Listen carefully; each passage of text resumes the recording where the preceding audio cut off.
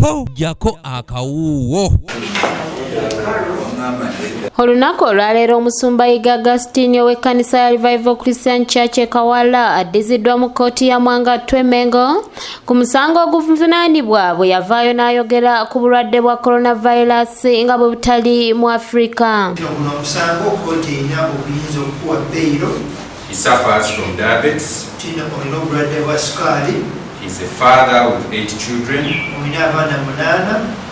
He is presumed to be innocent and needs to be granted bail to enable him adequately prepare for his trial.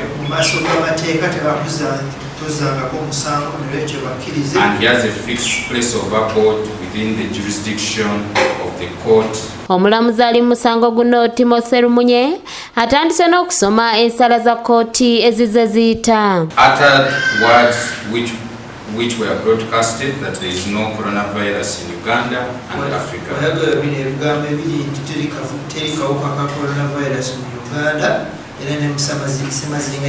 And knowing or having reason to believe that it is likely to spread the infection of the virus, dangerous to life. He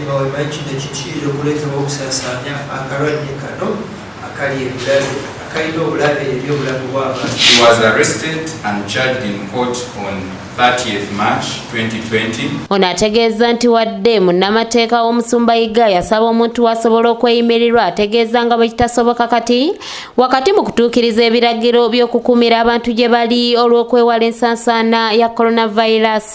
That coupled with the fact that the country is full of news.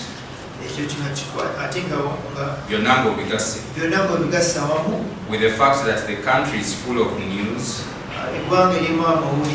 about the worldwide spread of a very concerning illness,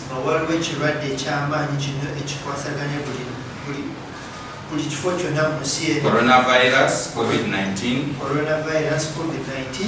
which disease has created significant public anxiety, stress, financial difficulty,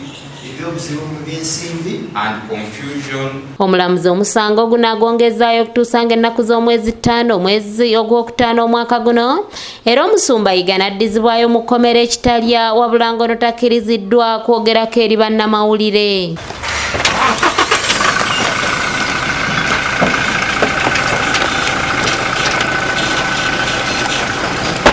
Matia Sekanjako yakusakidde eggulire lino ku lwa ABS Television.